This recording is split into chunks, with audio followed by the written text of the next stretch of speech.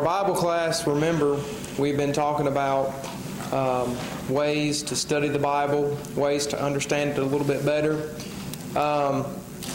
Last week I talked to you about different study tools that are available.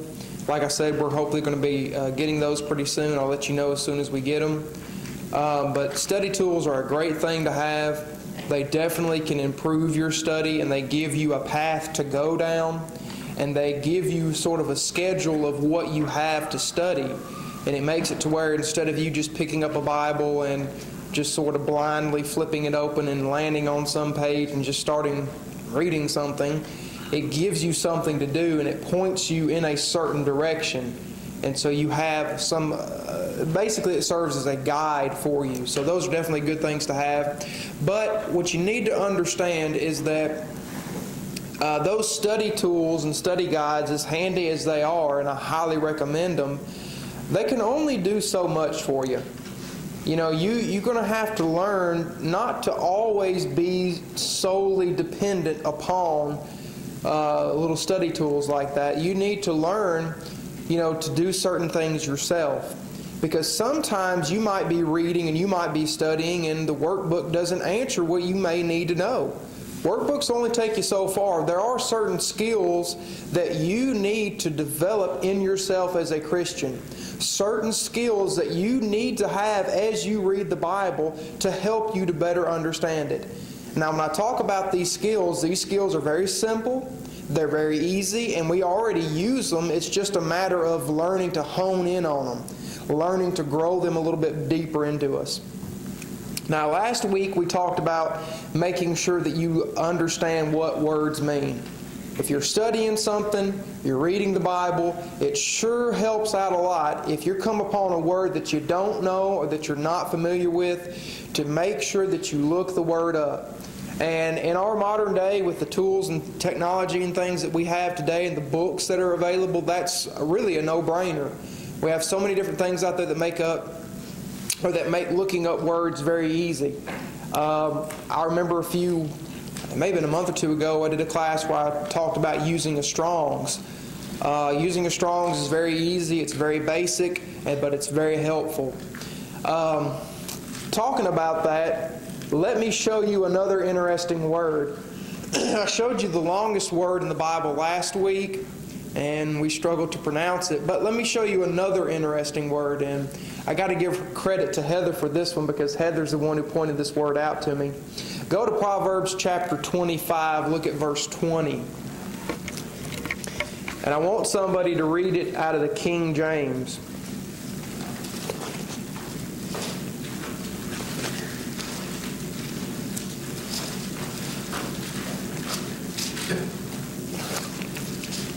And I want to show you how looking up words can show you something that you've never really thought of before. They can show you the interesting things. Proverbs chapter 25, I want someone to read verse 20. Is he that taketh away a garment in cold weather, and adds vinegar upon night, so is he that singeth songs to a heavy heart. Okay, I think you probably know which word we're going to look at. It's the word that starts with an N. The way I've been pronouncing it is niter. That's probably not right, but that's the best way I can think of to pronounce it. Well, that's a strange word in the King James Version, and it's a word I know we definitely are probably not familiar with. But Heather was reading it, and Heather was telling me that she looked it up in the New American Standard. And it's in the New American Standard, and it might even be in the English Standard. I'm not sure on that. But in the New American Standard, it translated that word as soda. And Heather asked the question that I probably would have thought of when I saw that. Heather said, "They have Cokes back then?" Well, if I read that, that's kind of what I would think. If I saw that word soda, I'd be like, really? Soda? Like soda pop or something like that? And what is it you told me? Heather said that she said, what were you saying? You said that you thought somebody had... I thought the American Standard had changed it, like put it in there or something. Oh yeah, Heather, what did you thought that they put something like a reference to Coke in there?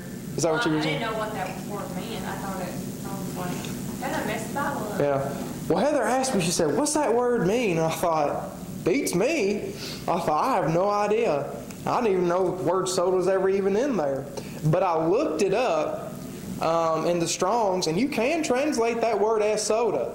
But it doesn't mean soda like we think of, soda pop and all that kind of stuff. What it's actually referring to is a mineral that they had that was similar to our baking soda. It was a type of mineral that they had. You can look that up in the Strong's and it'll tell you that it's a mineral. So, you can look at that and you come across weird words like that sometimes. You think, what's niter? Or what about soda? You think, what on earth does that mean? And you look it up, you realize, well, it's just talking about a mineral that they had. So it can clear things up to make sure that you look up words. So that's very important to do. Now, here's what we're going to do in our class tonight. We're going to move on from that, and I'm going to show you a few other things that are very important that you learn to do. All right? Let's talk about the importance of context. All right? You know that whenever you make a statement, or that whenever you tell somebody, you do not appreciate it when somebody takes your words and misuses them or takes them out of context. With all this presidential debate and all this stuff going on, there's a lot of mudslinging going on between, well, he said and she said and he did this and he did that and all this other stuff. And whenever somebody starts slinging mud at another person, usually the other person starts saying, well, my words were taken out of context or blah, blah, blah. We don't want people to do that to us, right? Well, don't you think God feels the same way? God don't want us to take His words out of context either. So we need to be very careful that whenever we read the Bible, that we don't take God's words out of context. That we understand them the way God meant for them to be understood. And that's what looking at the context can do for you. Never look at a verse. You need to understand this. Never look at just one single verse and ignore everything else that's being said around it. Every time you read a verse, you need to try to understand, well, what's the setting here? Why is this verse being stated? What's the purpose of it here? What's going on around it? Let me give you some examples of why this is important. Look at Matthew 24, verses 6 and 7. Matthew 24, verses 6 and 7. Here's why that's important.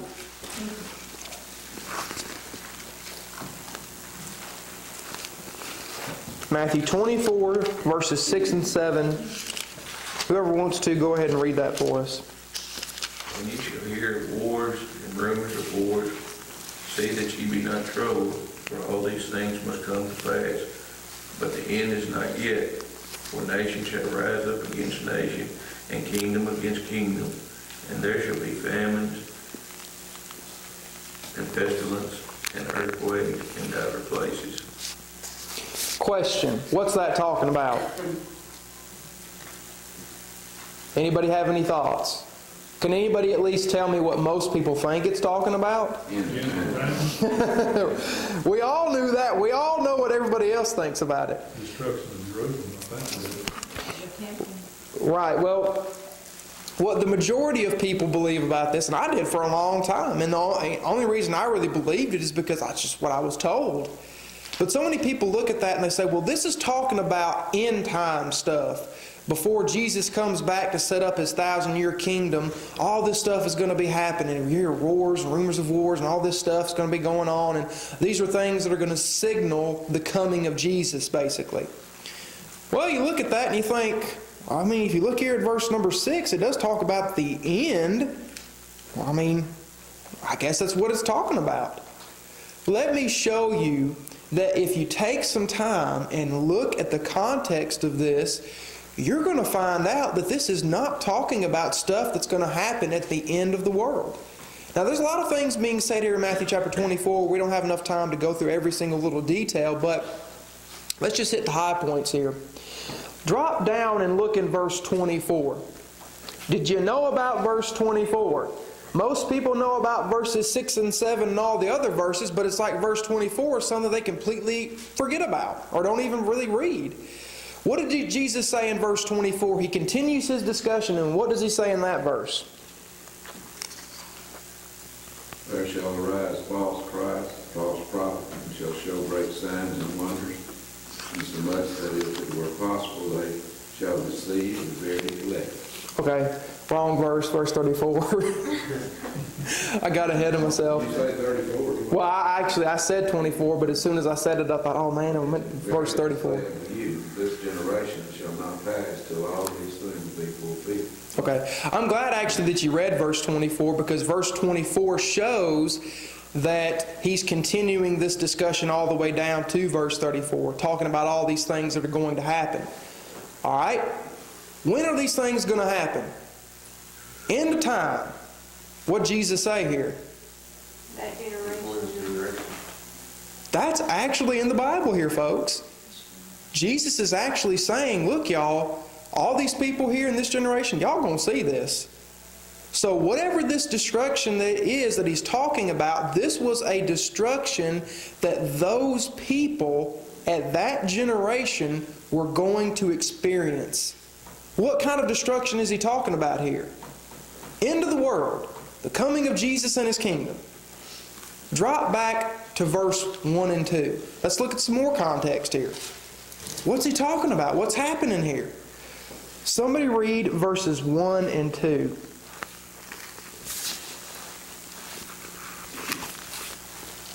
And Jesus went out and departed from the temple, and his disciples came to him for to show him the buildings of the temple. And Jesus said unto them, See ye not all these things? Verily I say unto you, there shall not be left here one stone upon another that shall not be thrown down. What Jesus is doing here, what Jesus is talking about here, is not, hey, look, y'all, at the end of the world, right before I come, all these things are going to know. What he is doing here is he is showing the disciples that the temple is going to be destroyed. The setting of this is, he's showing them all the temple and all the buildings that are around the temple. He says, you see all that stuff? This stuff is going to be destroyed. And in verse 34, he tells them it's going to be destroyed in their lifetime. So verses 6 and 7, when he talks about wars and rumors of wars and all those things, those were going to be things that signaled not the end of time, but things that signaled the destruction of Jerusalem. When the temple and all those buildings were going to be destroyed. And here's a neat, interesting fact. If you look into history, it's not any secret that Jerusalem was destroyed not many years after Jesus made that prophecy, right there in the lifetime of those people. In about the year 80, 70, right around that time. So you see how simple the context is here? If you just look at the context, it clears up a lot of stuff here. And you understand what Jesus actually meant when he made that statement. Now, I think most of us get that, okay? When you're reading a verse, make sure that you read all the things that are going on around it, before it, after it. Catch the context, catch what's going on, and it can really help you to understand the verse better. Another example I could give to you is Matthew chapter 18. Let's go ahead and turn to that. I think I've given it before, but I'm going to give it again because it's always important that we know these things. But Matthew chapter 18, this is another place where we hear people looking at a verse, using it, but a lot of times people fail to understand what the context actually is of it.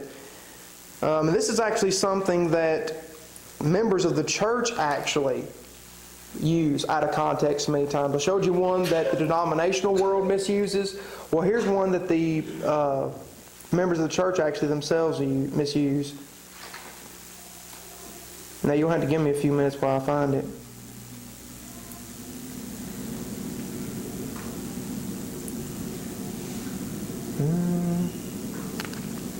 I'm off my game tonight. Hang on, I'm going to have to look it up. Remember I told y'all about study tools? Well, here's one right here. Let me see, that might be the one I'm looking for. Verse 34.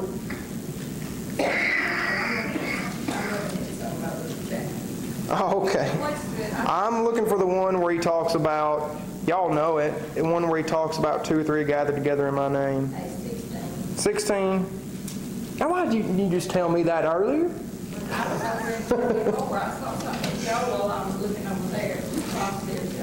Miss Bonner knew that one quick. Verse 16. Verse 16, that's the one I'm looking for. Okay. We all know what verse 16 says, where he talks about where 2 or 3 gathered together in my name. Let me look at it. No, that's not it either, Miss Mona. That's Restoration. Before you carry 2 or 3. yeah. Hang on. Verse 20. 20. Did you find it? Good. Thank you. Ugh. Okay, verse 20. We know the verse. For where 2 or 3 are gathered together in my name, there I am in the midst of them. What does that verse mean? What does he mean, gathered together, 2 or 3? Like there people worshiping, Do what? like worshipers. Worshiping. Okay. Restoring our brother. All right, restoring our brother. Got 2 totally different answers here. Which one is it? Now, Do fellowship. do what? Fellowship. Well, in a way it does. I know a lot of people look at this verse and the classic way we interpret it. And the reason we do it, y'all, I'm telling you, is because we hear it all the time. Not because we've looked at the context, we just hear it all the time and we just go with it. We always are told, well, this is talking about worship. All of the people you have to worship God, as long as you got 2 or 3 people, you can have a worship assembly. That is not what he's saying at all, folks. At all. That is not what he's saying. If you look at the context, the verses right around it, he is talking about restoring an erring brother. If somebody has gone off into sin, what you need to do first thing is go one-on-one to that person if they've sinned against you. If that doesn't work, then you take 2 or 3 more with you. And when he says here in verse number 20, where 2 or 3 are gathered together in my name, there in the midst of them, he's not talking about a worship assembly. He's talking about where 2 or 3 people are gathered together to restore an erring brother. That's what he's talking about. So how do you know that? Well, look at the verses right above it. If you go to the verses right above verse number 20, he says, let me find out a good starting place. Really, you need to start in verse 15, because in verse 15 is really where you catch the whole context of it. It says, moreover, if thy brother shall trespass against thee, go and tell him his fault between thee and him alone. If he shall hear thee, thou hast gained thy brother. Verse 16, but if he will not hear thee, then take with thee what? 2, or take with thee 1 or 2 more, that at the mouth of 2 or 3 witnesses every word may be established. There's your 2 or 3 right there. Now, is he talking about a worship assembly, or is he talking about restoring somebody who has sinned against you? Well, we can solve that by just looking at the verse, the context of it. So it's important that we understand context. This is what I'm trying to tell y'all. Not only so we can help people who are in error, but even ourselves sometimes. As members of the church, not only do denominational people take things out of context, but sometimes we do too. And it's not that we're doing it on purpose, it's just sometimes we, fail to look at it for some reason or another. And so we have to be careful of that. So context is very important. Always use that verse out of context then, when you can't make it to worship and you're in a hotel room, your family, and you're having your own service. That's not wrong, but what I'm saying... Fix that. I mean, I've heard that talk. Oh, I know, I have too, my whole life. No, what you're talking about is it wrong for us to do that? Is it wrong for us just to have 2 or 3 people together worship in a hotel room? No. But this is not the verse you need to use to prove it. There's other verses you can use to show that besides this So one. you're saying that you ain't got to have 2 or 3 together to have a worship service? One person can say. No, what I'm saying is, what I'm talking about, no. What I'm talking about is an assembly. How many people do you have to have an assembly? Let's think about this logic. How many people? What's the least amount of people that you have to have an assembly? 2. We can figure that out pretty easy, y'all, even without this verse. Well, if you don't have this verse, then that means you can't have 2 people for an assembly. You can still have 2 people for an assembly. And think about this, too, with the early church, y'all. Their assemblies were not very big. You say, well, Acts chapter 2, it says 3,000 people were converted. Yeah, 3,000 people were converted, but they didn't all live there. If you look at those early little gatherings of people, they were gathering in people's households, y'all. So that tells you right there it wasn't very many people. So those are the verses you need to be using if you're going to show that you can have 2 or 3 people and that counts as an assembly. Those are the verses to go to. But we can't sit there and say, well, we got to use this verse. No, we don't. If we're going to misuse it, we need to make sure that we use it correctly. And that's what I'm trying to say here. That whole concept of having 2 or 3 to, have a worship assembly, that's fine, that's true. But this verse is not talking about that. Like years ago, they didn't teach this in context a lot of times, because, we just got one verse maybe, or something like that, they would go back. But Yeah. there's several things that I've heard taught that really wasn't, but when we read the context of the chapter, it's not Yeah. what we were told. Well, I'm right there in the same boat with y'all on this verse, because I couldn't tell you how long I just looked at this verse and said, that's talking about the worship assembly. And the only reason I said that is because that's what I was told. That's the only reason I said it. And I actually sat down one day and reading it, I was thinking, that's not talking about worship. That's talking about helping somebody who's sinned against you. So, but again, like I said, looking at the whole thing about, well, can you have 2 people in that count as an assembly? Yes. Logically, yes, you can. But anyway, I'm just trying to get you to see that we have to do that, folks. We have to be careful, because we can misuse verses. We think, well, we're Church of Christ. We can't misuse anything. Yes, we can. We have to be very careful with that. And I've caught myself doing it several times. And so it's really important. All right, any thoughts or questions or comments on any of this? Is there any other verses that we take out of context? I can give you some more, but I think we've maybe dealt on that enough. I'll give you one more. And this one goes back to what I was talking about earlier with defining words, but it does have to do with context as well. Look in 2 Timothy 2:15. We know this one by heart. And I've mentioned this already before. I don't know if y'all remember or not, but we've looked at this one before. 2 Timothy 2:15, study to show thyself approved unto God, a workman that needeth not to be ashamed, rightly dividing the word of truth. That word study, folks, it don't mean study like what you're thinking. All it means you got to pick up your Bible and study it and read. No, that is not what that word means. What the word means, look it up.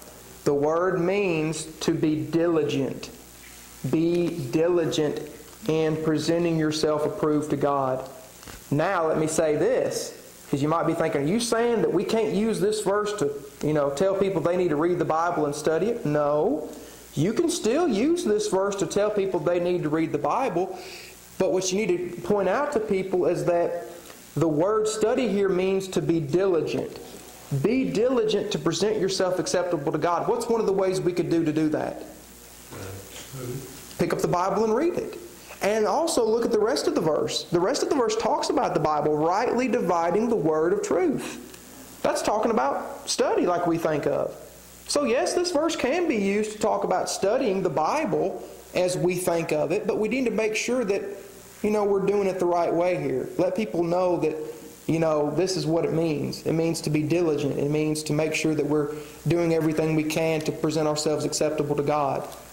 I could show you a few more things here, but all this comes with just looking up the Word, making sure you keep it in the context and all those different kinds of things.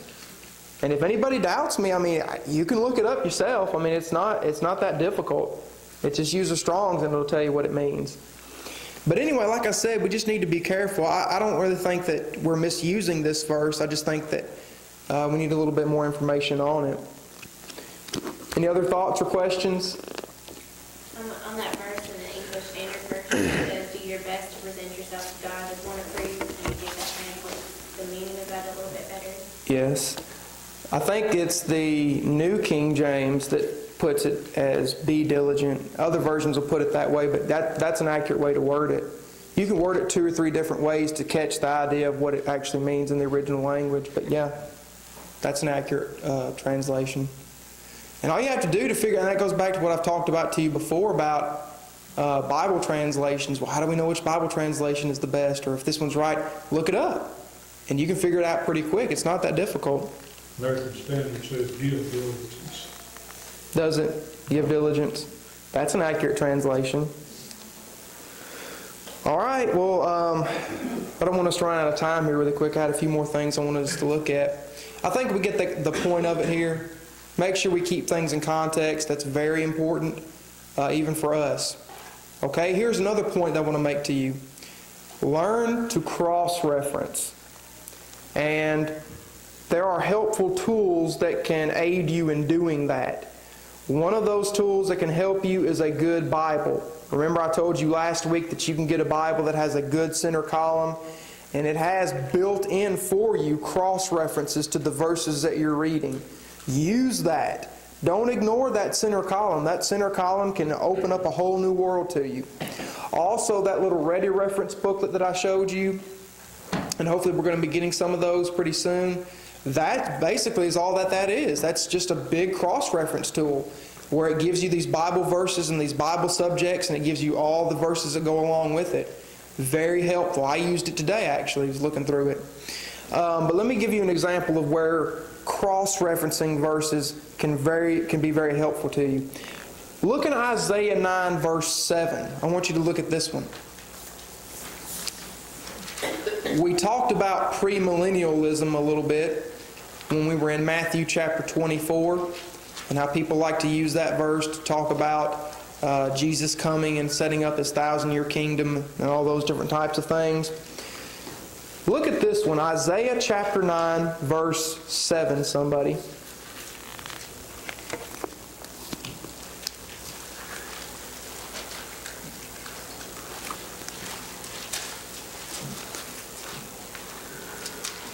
Of the increase of his government and peace there shall be no end. Upon the throne of David and upon his kingdom, to order it and to establish it with judgment and with justice from henceforth, even forever. The zeal of the Lord of hosts will perform this. Okay. Isaiah chapter 9. This is a prophecy about the coming of the Messiah and what the Messiah is going to do. When the Messiah comes, the verse says that He is going to sit upon the throne of David, and He is going to set up a kingdom. He is going to establish that. Okay? Pretty clear. This is a prophecy of the coming of the Messiah and His kingdom. Okay? When did that happen, or has it even happened yet? Has the Messiah set up His kingdom? Now, of course, we know what the majority of people say about it. Most people say, well, Jesus is going to fulfill that prophecy at the end of time. At the end of time, that's when He's going to come to fulfill these prophecies about setting up His kingdom. Is that true? When was this prophecy fulfilled? Has it been fulfilled? When is it going to be fulfilled? Part of it was Luke 1:31, when he told us that she would conceive in the womb and bring forth a son, he called his name Jesus. That's half of it. Mm-hmm. Yeah. Well, you're kind of getting hot to what I was going to talk about there. When Jesus came into the world, what's the first thing He started telling people? Anybody know? Repent ye, for the kingdom is at hand. Is at hand, exactly. Look at Matthew chapter 4. Matthew chapter 4, and I think it's verse 17. Y'all might have to check me on that one again. I got it. Matthew 4:17, that's it. From that time, Jesus began to preach and to say, repent, for the kingdom of heaven is at hand. Okay. Think about that Old Testament prophecy, Isaiah 9, verse 7. It says the Messiah was going to do that. And okay, here's Jesus. He's the Messiah. When did Jesus say He was going to set this kingdom up? He told these people that were around in the first century, He said that the kingdom is at hand. In other words, that means it's near. That means this is something that they were going to see. Let me give you another cross-reference. You say, I don't know, maybe that verse still would give room for Him setting up His kingdom at the end of the world and all this stuff. I'm not convinced. Okay, let me give you another cross-reference. Go to 1 Corinthians 15, verse 24. It's like with some people, it doesn't matter what you show them. When it comes to premillennialism, it's like they just for some reason or another, always seem to find a way around it or something. But 1 Corinthians chapter 15, verse number 24, this is a verse that is crystal clear about what Jesus is going to do with the kingdom at the end of time when He comes. Now, first of all, before we read that verse, before we read verse 24, I want you to get a gander at verse 23. I want you to see from the context here that this is talking about the coming of Christ. It says, "But every man in his own order, Christ the first fruits, afterward they that are Christ's at His coming." Is this talking about the coming of Christ, yes or no? Yes. All right, what's going to happen at the coming of Christ? Verse 24, somebody read that for us. Then comes the end when He delivers the kingdom to God the Father, when He puts an end to all rule and all authority and power. Hang on a minute. Here comes the end. What is Jesus going to do at the end? He's coming to bring the kingdom. No, He's not coming to bring the kingdom to the world. He's coming to bring the kingdom up to God. He is going to deliver it to the Father. Where's the Father? Is the Father in heaven or on earth? He's in heaven. So, is Jesus going to come to bring the kingdom down to earth or bring it up to the Father in heaven? He's coming to bring the kingdom to the Father. Now that ought to tell you two things right there. Number one, the kingdom is not going to be established at the end of the world. Number two, it means the kingdom has already been established. And here, let me give you further proof. Go to Colossians 1:13. Here's another cross-reference. Colossians 1:13. Is the kingdom in existence now or not? Colossians 1:13. Who hath delivered us from the power of darkness and hath translated us to the kingdom of His dear Son. All right, now hang on a minute. Look what he says here. Paul's talking about their conversion. How they were in the world, they were lost, but now they have become Christians. He says, look, you were in the power of darkness, but now God has translated you into the kingdom of His Son. Now notice it's very important here. He says God has. That's past tense, y'all. God's already done this to y'all. Done what? Translated you. That means moved you into the kingdom of His Son. Now how could they have been moved into the kingdom of God's Son if that kingdom wasn't even around yet? So do you see how looking at these cross-references, just looking at these different verses that all have to do with the subject of the kingdom, when you start doing that, you get a very clear picture of what's going on.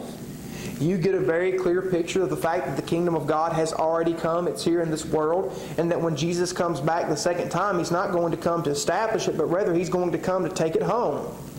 Isn't that neat? How do we figure that out? We just figured it out by looking at a few verses. Not difficult at all. And really and truly, this is really one of the best things that you could ever learn.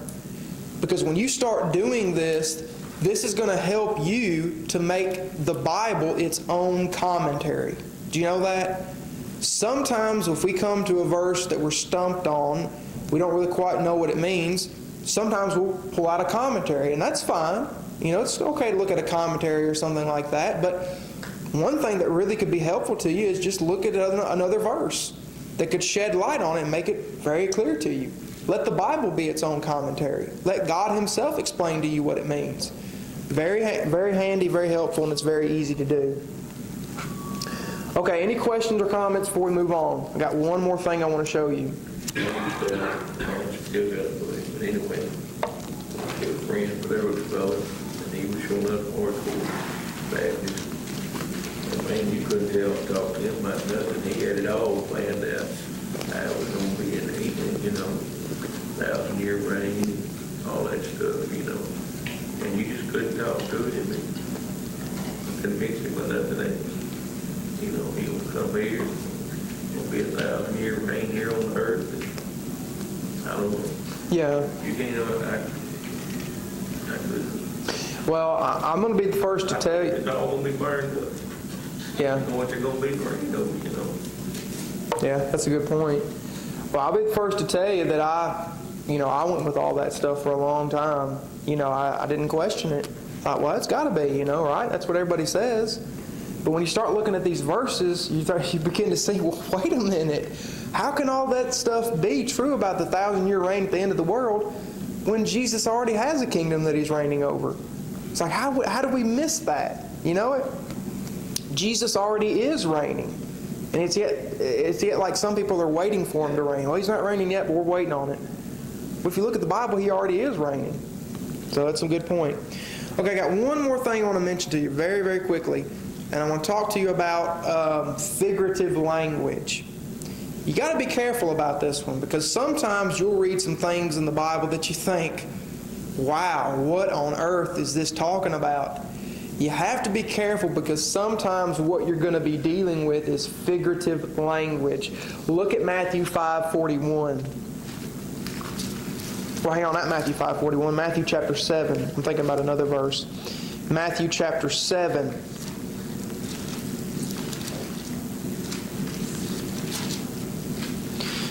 Now here in Matthew chapter 7, we're going to be looking at verse 3. Matthew 7 is, of course, where he talks about judging. Verse 1, of course, he says, "Judge not that you be not judged." But look what he says in verse 3. He says, "And why beholdest thou the mote that is in thine brother's eye, but considerest not the beam that is in thine own eye?" Jesus talks about a mote and a beam being in people's eyes. Well, first of all, here's where looking up words are going to come in handy. What's a mote and what's a beam?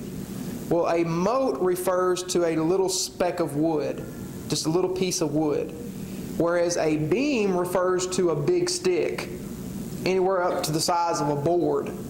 So you're dealing from a little speck of wood to a big stick, big log, I guess you could say. That's really what he's talking about here. Okay? Let me ask you something. Have you ever seen somebody walking around with a big log sticking out their eye? Not lately. We probably haven't hardly ever seen that. But if you read this, you think, this is crazy sounding. What is he talking about? Folks, it's obvious that what he's talking about here is something that is figurative. It's a metaphor. He's trying to illustrate a point. What he's trying to say here is that there is a difference between a little problem and a huge problem. Don't go around nitpicking at people for their itty-bitty little problems when you've got a huge problem yourself that you haven't dealt with. So he's trying to illustrate a point, and he's using a figure of speech here. So what I'm trying to tell you is, one indicator of figurative language is whenever you read something and it just sounds absurd. It just sounds crazy. You remember what Jesus said, when your hand offends you, cut it off. If your eye offends you, plug it out. That sounds crazy, right? Well, if you look at it, you pay attention to the context, he's dealing with something that's figurative. He's trying to illustrate a point. So be careful with that. All right, any comments or any questions very quickly before we end off? All right. Well, I appreciate you being here, and we'll try to continue our study next Wednesday.